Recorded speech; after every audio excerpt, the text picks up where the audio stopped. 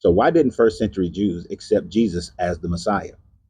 Now wait to the end and I'm going to give you the real reason. But before I go there, let me express some of the reasons that the apologists will tell you that they didn't accept Jesus. One of the weakest arguments is the hardening of their hearts.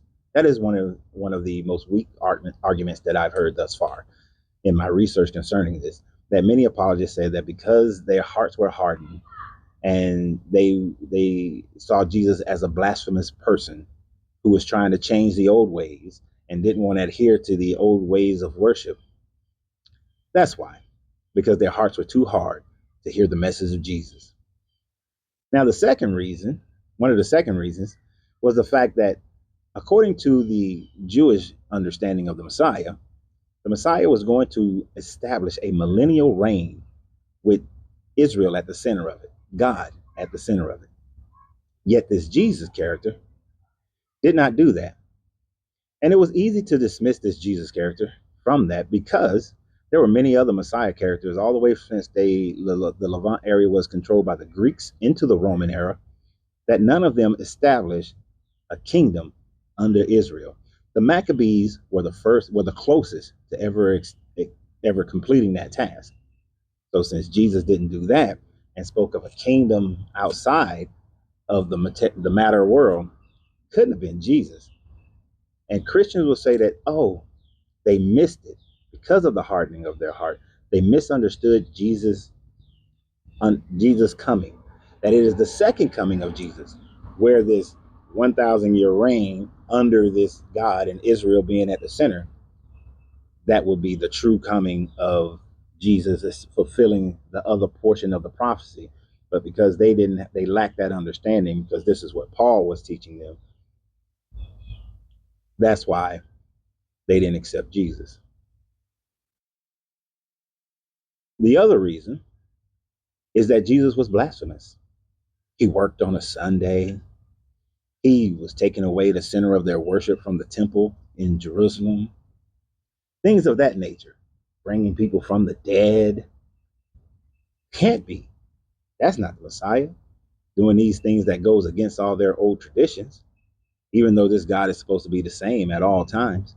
So that wasn't the reason either. So the Jews just couldn't accept Jesus as the Messiah.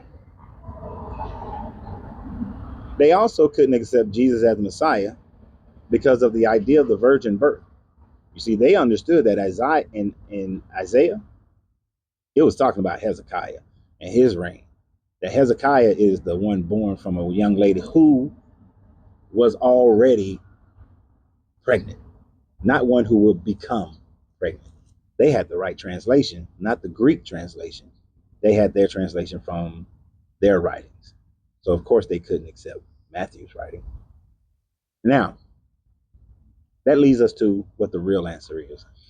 And with Occam's razor, the simplest answer is usually the right answer. If you look at the time frame to which the Jesus story was supposed to had happened, from 30 to 33 CE, and you look at when the earliest gospel was written, it wasn't written until at least 70 CE. Less than 40 years was this supposedly events of Jesus and all his miracle magic happenings happen. Now I want you to think about this.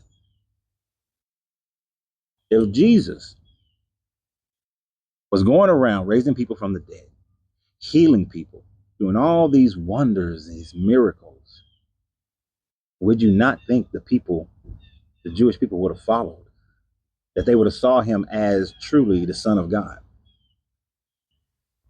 But the problem is that when these stories came out, almost 40 years after Jesus, there are those who were alive during that time frame who would have said, that shit didn't happen. When did it happen? I lived in Jerusalem my entire life. I am now 50, 60, 70, 80 years old. That guy never came. That guy never happened. These stories are made up. That's the real reason why the Jews of today don't accept your Jesus, is because late first century Jews recognized that these stories were falsified. Isn't it interesting that you don't get the first writings concerning Jesus until after Nero has been disposed of and Vespasian had come into rulership over Rome. Isn't it interesting that many of the writings concerning Jesus mimic the annals of Titus and his conquest of Judea, who Titus is Vespasian's son?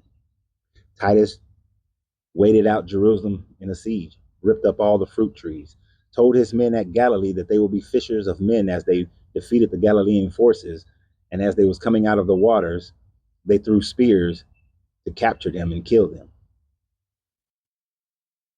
Isn't it interesting that Titus built a watchtower overlooking over Jerusalem? Isn't it interesting that Titus came in under fanfare and people laying down palm leaves?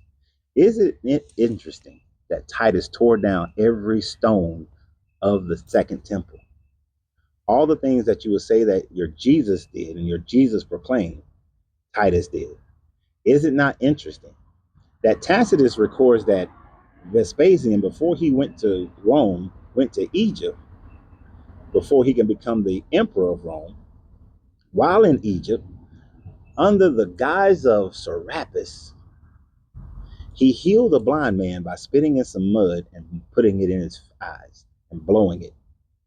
He also put his heel of his foot on a man who had an infirm hand and healed his hand through the power of Serapis. Don't those things sound very, very familiar? And the fact that Josephus became Titus's scribe and became the primary scribe for the Vespasian, for the Flavian dynasty. It is so very interesting that all the writings of the gospel came after Vespasian conquered Judea and became the ruler of Rome. And then you had the great grandson of Herod over Jerusalem during that time frame. You had Philo of Alexander over Egypt at that time frame. Josephus in Rome at that time frame. All Hellenistic Jews who were writing for the Roman Empire. The real reason is because the Jews of the late first century who were alive in 30 and 33 AD knew that those stories were fabricated. And that is why they never accepted Jesus as the Messiah to which the Tanakh actually talks about, but recognized it was the Roman Empire creating a story to create a docile version of Judaism, because the Jews were causing wars and havoc and civil unrest throughout the Roman Empire. And this was Vespasian's way of shutting that down. The same way he did to the Druids by destroying their story and conquering the Druids all throughout Europe. Y'all have a great day. And remember always, you got to free yourself to be yourself, because your greatness is non-negotiable. Good journey, good vibrations.